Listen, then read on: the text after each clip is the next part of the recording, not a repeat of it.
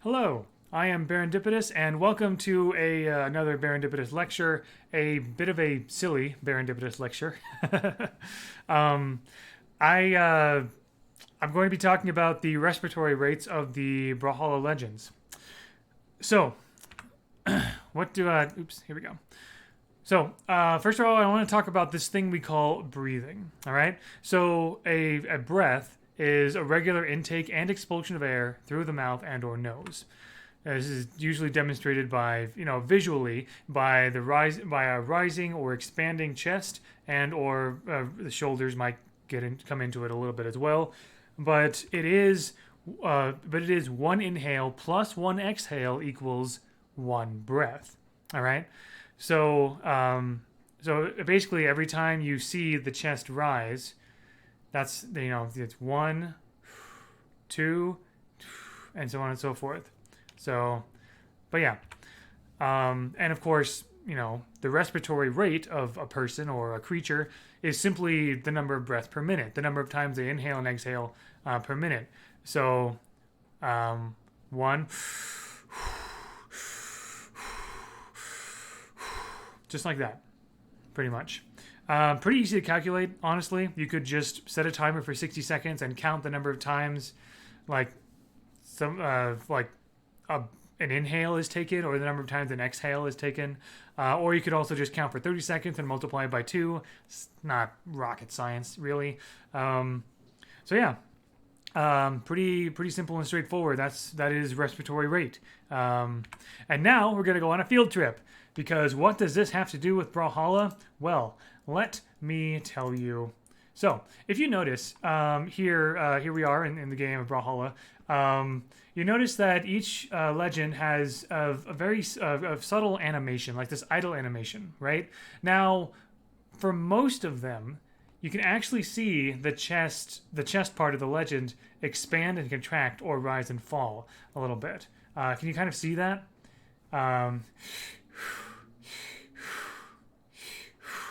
Right? You can't see it very well with that. But you can kind of see it a little bit. In some cases, you can't. Azoth is just kind of floating there. Arcadia is just kind of floating there. Munin is just kind of tapping. But you kind of see, yeah, Mako. You can definitely see it in Mako and a few of the other legends. That's breathing, right? And not only that, but of course, when a legend is chosen, they have a lock-in animation, right? And more often than not, the lock-in animation respiratory rate is different than the idle respiratory rate. All right? So if you kind of look closely at this one, it looks like it's a little bit faster, right? And so it's I was kind of curious about this at one point. I decided I wanted to actually take a look at what exactly is the average respiratory rate of the legends. How many of them don't have respiratory rates that we can calculate? Is there a difference between the idle animation and the lock-in animation? I did try to look at the render tool, but I had some issues trying to calculate things that way. So really all I did was I just spent 30 seconds per legend counting the number of breaths they each took for 30 seconds and multiplied that by 2. Why did I not do 60 seconds? Because if I did 60 seconds for 55 legends each, that's more than an hour. Well, that's almost an hour. That's 55 minutes plus the amount of time between to jot things down. That's a whole hour, right? I wanted to I spent about half an hour, 30 to 40 minutes total, just calculating the respiratory rate of each of these for 30 seconds each, and then multiplying that by 2. And that is generally accepted. So anyway, let's go back to my presentation here. Excellent. All right. So that was the end of our field trip, a lovely field trip. So most academic research papers have a literature review section. Those of you in school, you're probably familiar with this. Basically, it's a section where the author of the study kind of goes over the literature that exists on the topic and stuff. Now, I haven't looked too deeply into respiratory rates of video game characters. The literature review for respiratory rates of Brawlhalla characters is basically non-existent. Why would it be? Why would anyone want to do this? Right? It's kind of a silly idea, but sometimes silly is fun. Now, I want to point out a little statistic here before I get into the data that I have, the rest of the data I have. 10.9%, about 10.9% of the top 55 legends in Brawlhalla. Remember, Brawlhalla has hundreds, if not thousands, of warriors there. And the people we're playing in Brawlhalla are just the top 55 plus legends, right? 10.9% of the top 55 legends in Brawlhalla don't breathe, as far as I know. There's a little bit of it's a little bit iffy there, but here is the data right here. You can screenshot it if you'd like. Basically, so the you can see at the very beginning there's average, and then every single legend from Bodvar to Arcadia in order of release, in order of end-game release.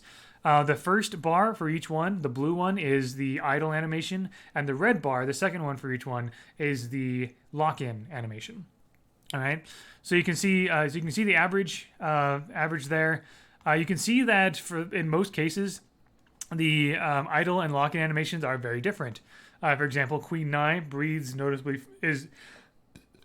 respires. Her respiratory rate is a little bit faster, noticeably faster, by a pretty wide margin, than her idle one. Cassidy is actually kind of the opposite, oddly enough. There are, and you can see, I don't know what's going on with Yumiko. She's like way up there. Petra makes sense. I don't know what's going on with Fox Spirits here, but a couple things to note here, and I didn't look too deeply into all of this because, again, this is the respiratory rate of video game characters, and who knows how much even the developers even care about that. But you'll notice there's some gaps here, right? Now, for legends like Azoth, Kor, Val, Vector, Volkov, Magyar, those are the 6 legends that I'm pretty sure do not breathe oxygen, like breathe air, right? Because they are either undead or a construct, right? Azoth and Volkov, they don't need to breathe air, they're undead. Val, Kor, Magyar, and etc., they don't need to breathe because they are constructs. They don't need air. They're just animated by souls or magic or technology or whatever, right? However, there are a few other gaps that might be a bit curious. So Asuri's idle animation is kind of like this kind of like slinking, rounding motion, and then when she's locked in, she has kind of like this sort of a motion, right? In both cases, she's like swaying back and forth or swaying herself around, like ready to pounce or whatever. I could not figure out I couldn't figure out the respiratory rates from those stances, right? Because it is and I didn't want to count the number of cycles that you kind of like makes this a loop, because you can breathe at different rates than the way you're moving, right? Your breaths can be independent of your body's movements in general. So I just didn't have anything for Asuri. Ember and Koji, kind of a similar thing with at least their lock-in animations. There's kind of like for Ember, she's kind of like moving back and forth. Same thing with Koji, kind of like this stance, kind of swaying back and forth. And so I couldn't really reliably count their breathing animations. What else do we got here? So yeah, obviously Azoth is undead, Kor is a golem, Val is a robot. Rayman's a thingamajig. I don't even know. He's doing this kind of like, he's doing that sway thing again, right? Or I could not figure it out. Rayman is Rayman, whatever. Vector is a robot. Volkov is undead, and Magyar is Magyar is an animated suit of armor, full of 100 souls. So that leaves us with Munin, Hugin, and Arcadia. Now I did calculate Munin and Hugin separately, because even though they are technically the same character in the lore, they are sisters. They are different, but it turns out they were pretty much the same. Now their idle animation. So Munin is tapping her foot and her head like this, right? And then Hugin is like kind of like counting with her finger. So once again, you can breathe at a different rate than the rhythm of your body, right? So I couldn't really count that. I didn't see any breathing animations in their chest. but I was able, but they stopped counting music when you lock them in, right? So that's why I was able to calculate that. Arcadia, I had no idea because in both her idle and lock-in animations, she was just floating, and kind of like with Azoth, except Arcadia, I'm assuming, breathes air. She is an elf, a humanoid of some kind, but yeah, I don't know. Like just the way her body like just sort of like sits in the middle of the air is like it sits there, but I'm not sure. I didn't see a breathing animation from her chest. So anyway, also take note of this kind of like line right here from Sidra to about Zariel. Between from Sidra to Zariel, there's like a lot of consistency, oddly enough. I'll mention something about that in a moment. So, further observations besides what I already said. Legends tend to breathe a little bit faster once they're locked in for battle, right? So you have the average respiratory rate for idle and the average lock-in respiratory rate. This kind of makes sense, right? When a legend is locked in for battle, usually they would breathe a bit faster, like, okay, I'm ready to get into the fight and all of that, right? There is, of course, a lot of exceptions. But yeah, like I said, respiratory rate was all over the place, except, like I said, Munin and Hugin had the same exact respiratory rate.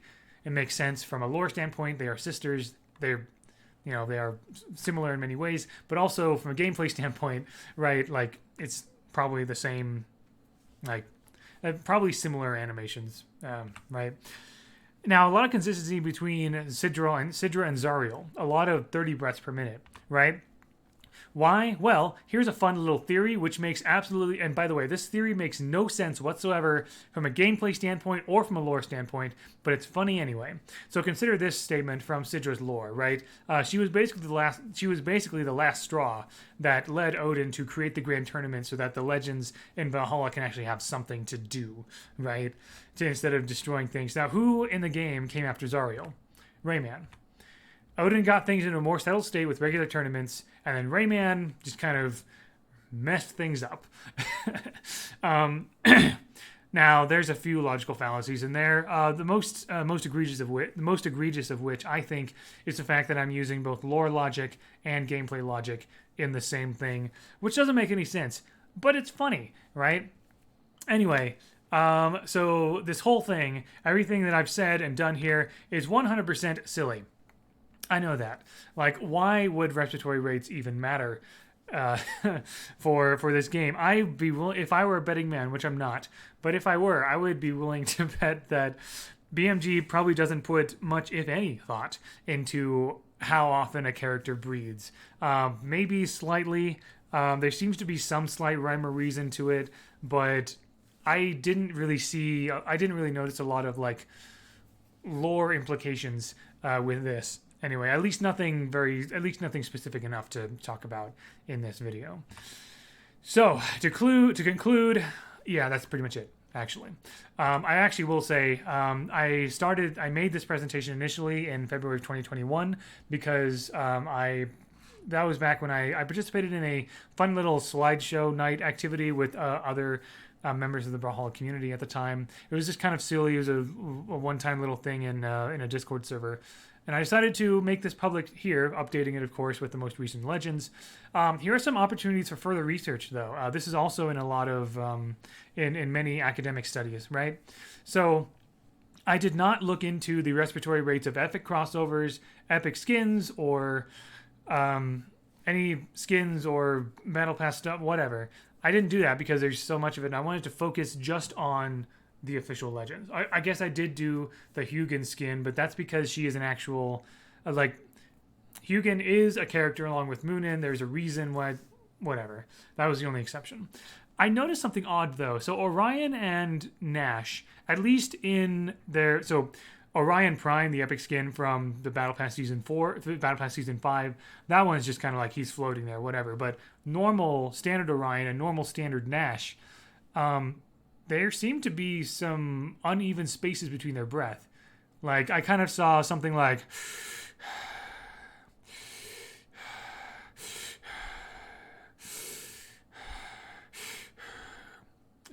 that. It was kind of subtle. I wasn't entirely sure what was going on there. Maybe something about an animation cycle.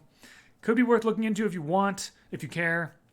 And then also, I did not really look at respiratory rates. I did not compare rates across the various demographics in the legends, like where they're from, or various other things of what they're like. Because the type of creature you are, where you're from, and things like that, that could potentially lore wise have some effect on that. But I didn't really look at that because I spent 35-40 minutes. It was enough just like staring at a screen for a long time, just like watching these animations. So anyway, that's all I got. I hope you enjoyed it. I just thought this was a fun little opportunity for a fun lecture about something that's honestly kind of silly. But but I hope that it inspires your curiosity about other things about Brawlhalla or anything else. You can make just about anything into a research project. And you can have a lot of fun doing it. Academic research can definitely be a lot of fun. So, but yeah, thank you very much. And until next time, all the best.